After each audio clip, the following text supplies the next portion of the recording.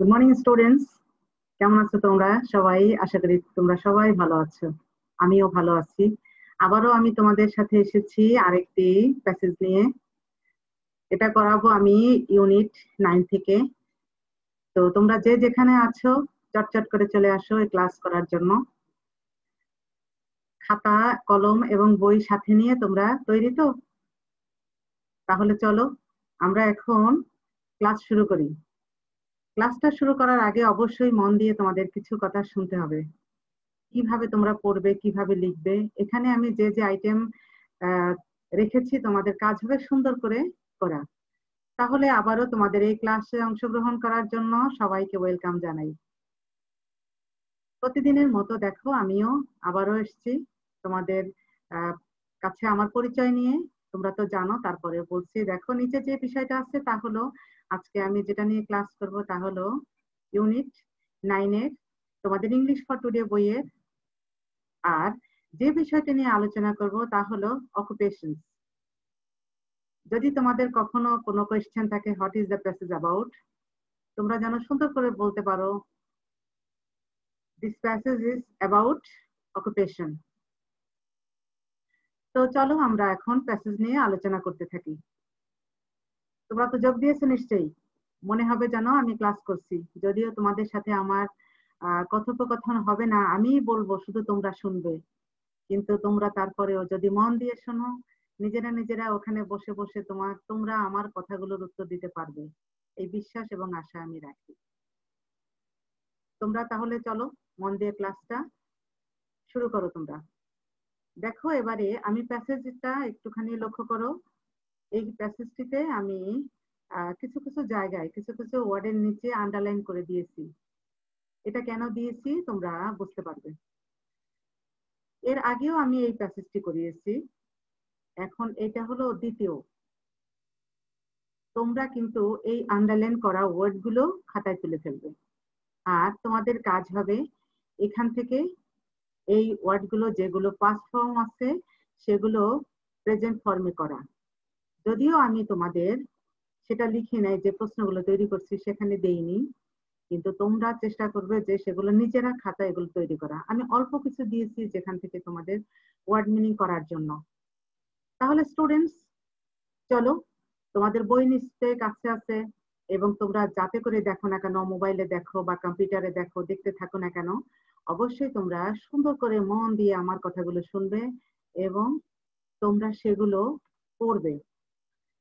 দেখো এখানে, a long time ago when Raju was in class 5, অনেক দিন আগে রাজু পঞ্চম শ্রেণীতে পড়তো। একটা লং টাইম অ্যাগো, অনেক সময় আগে, মানে রাজু যখন পঞ্চম শ্রেণীতে ছিল, there was a fire in his school, তখন তার স্কুলে আগুন লেগেছিল। এখন তোমরাও পঞ্চম শ্রেণীতে পড়ো, তাহলে ওই সময়কার একটা ছেলের স্কুলে আগুন লেগেছে। তখন কি কি করেছিল, কি কি ঘটনা ঘটেছিল, সুন্দর করে এখানে দেওয়া আছে। Everyone was very afraid, afraid এর নিচে দাগ আছে, প্রত্যেকেই আতঙ্কিত হয়েছিল। But no one panicked, sorry, প্রত্যেকে ভয় পেয়েছিল কিন্তু কেউই আতঙ্কিত হয়নি। এখানে দেখো, একটুখানি লক্ষ্য করো, আমি যদিও প্রথমবার একটুখানি অন্যরকম বলেছি, এভরিওয়ান ওয়াজ অ্যাফ্রেড, প্রত্যেকেই ভয় পেয়েছিল, বাট নো ওয়ান প্যানিকড, কিন্তু কেউই আতঙ্কিত হয় নাই। যদি তোমাদের ট্রু ফলসে অনেক সময় দেওয়া থাকতে পারে যে সবাই ভয় পেয়েছিল এবং সবাই আতঙ্কিত হয়েছিল, তাহলে কি হবে? সেটা সেটা নিশ্চয়ই ফলস হবে। কিন্তু দেখো, নো ওয়ান প্যানিকড, কেউই আতঙ্কিত হয়নি। এটার জন্য আর কি তোমাদের সুন্দর করে করতে হবে। The teachers helped the students to leave the building quietly and safely. Helped, দেখো আন্ডারলাইন করা আছে। শিক্ষক ছাত্রছাত্রীদের শান্তভাবে এবং নিরাপদে বিল্ডিং ত্যাগ করতে সাহায্য করেছিলেন। লিভ, এখানে লিভ মানে ত্যাগ করা। Soon the firefighters came, শীঘ্রই দমকল কর্মী আসলো, and put out the fire, এবং আগুন নেভালো। Put out মানে কি? নেভানো। তো put out the fire, আগুন নেভানো। আর came, দেখো এসেছিল। আর এই ওয়ার্ড গুলো কিন্তু তোমরা প্রেজেন্ট ফর্ম করবে, যেগুলো পাস্ট ফর্মে দেওয়া আছে তোমাদের কাজ হবে এগুলো প্রেজেন্ট ফর্মে করা। নিজেরা নিজেরা করবে, আর আমি তোমাদের কিছু ওয়ার্ড মিনিং রেখেছি অবশ্য, সেগুলো তো তোমরা করবেই। Raju watched the fire fighters from the school yard. Raju স্কুলের মাঠ থেকে দমকল কর্মী দেখছিল, দমকল কর্মীদের দেখছিল। তোমাদের বইয়ে একটা ছবি দেওয়া আছে, দেখবে সেখানে রাজু দেখবা মাঠে দাঁড়িয়ে আছে এবং দমকল কর্মীরা কাজ করছে, সেগুলো কিন্তু সে দেখছে।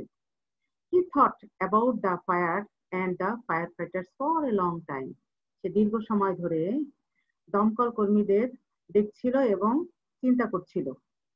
আফটার কলেজ, কলেজ শেষ করার পরে Raju joined a volunteer fire department. Raju fire বিভাগে দমকল কর্মী হিসাবে যোগ দিয়েছিল কলেজ শেষ করার পরে। কিন্তু কিন্তু দমকল কর্মী না, দমকল কর্মী স্বেচ্ছাসেবক হিসাবে যোগ দিয়েছিল। স্টুডেন্টস এখানে কিন্তু ভলান্টিয়ার, ভলান্টিয়ার মানে কিন্তু স্বেচ্ছাসেবক। কলেজ শেষ করার পরে রাজু ফায়ার বিভাগে দমকল কর্মীর স্বেচ্ছাসেবক হিসাবে যোগ দিয়েছিল। অ্যাজ আ ভলান্টিয়ার, স্বেচ্ছাসেবক হিসাবে he did not get any money. সে কোনো টাকা পেত না ফর হিজ ওয়ার্ক, তার কাজের জন্য। সে যখন দমকল কর্মীতে হিসাবে, দমকল কর্মীতে বা ফায়ার ডিপার্টমেন্টে সে একজন ভলান্টিয়ার হিসাবে যখন যোগ দিয়েছিল, এই জন্য সে কিন্তু কোনো টাকা পেত না। সে কিন্তু ফ্রি সার্ভিস দিত। কেমন, এই দেখো ভলান্টিয়ার, স্বেচ্ছাসেবক। But Raju did not mind, কিন্তু এই জন্য রাজু কিছু মনে করতো না।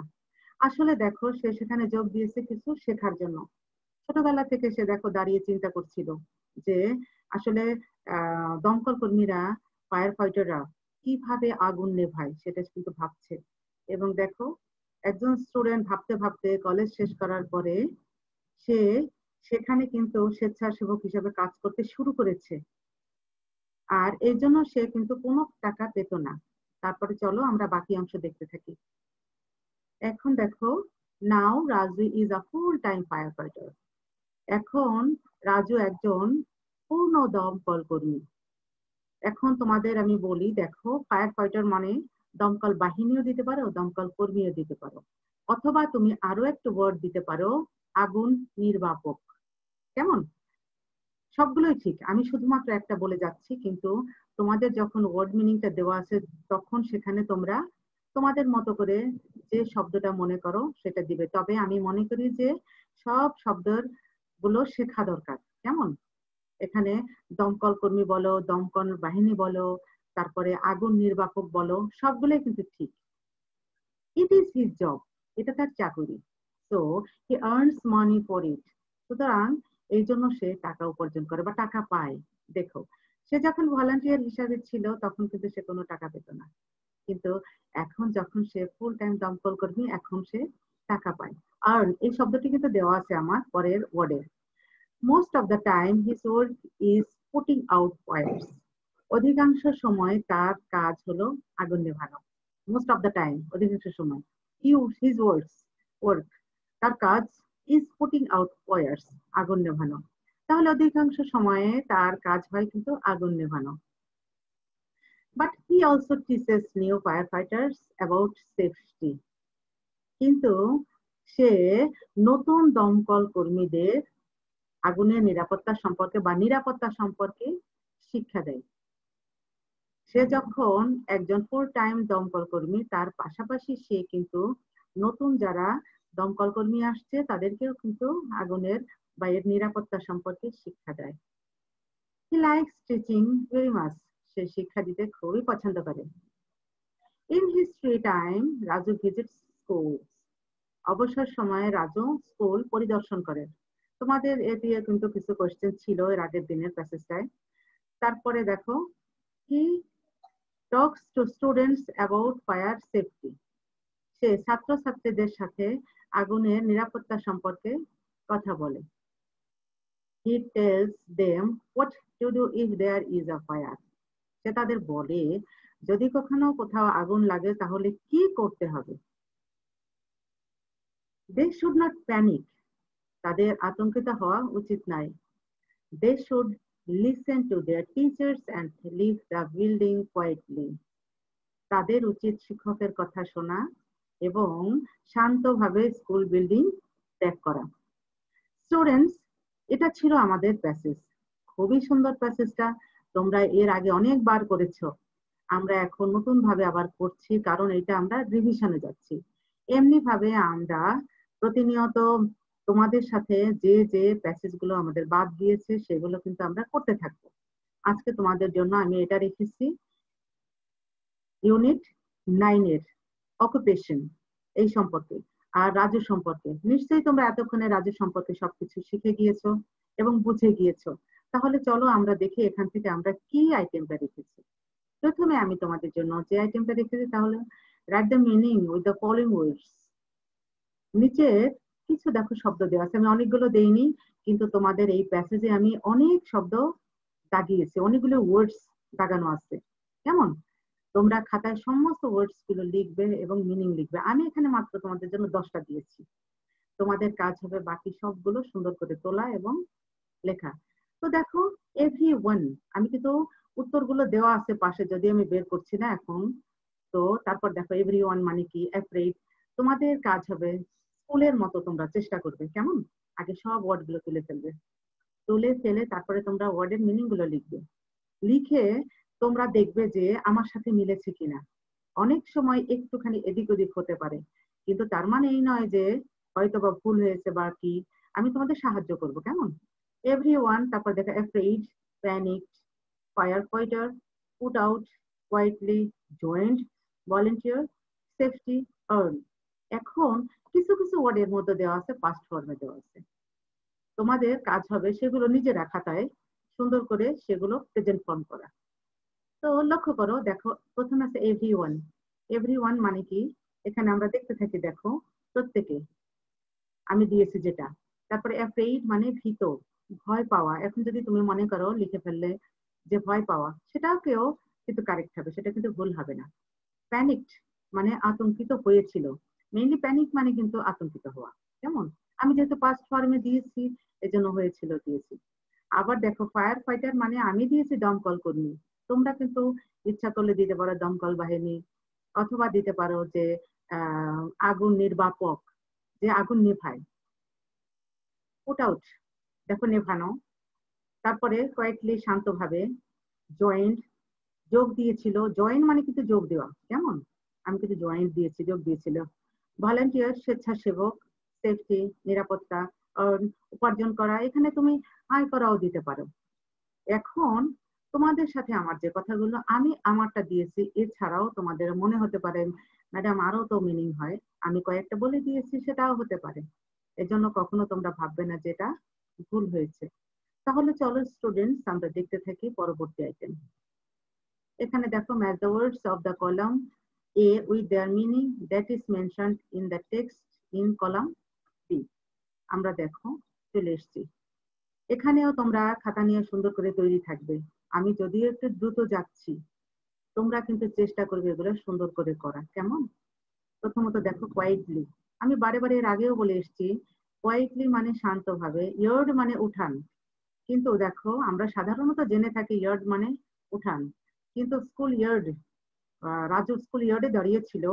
ইয়ার্ড ইয়ার্ড মানে আবার অনেক হতে পারে, যে উঠান ছাড়া এখানে মাঠও হতে পারে, কেমন? ডিপার্টমেন্ট মানে একটা বিভাগ।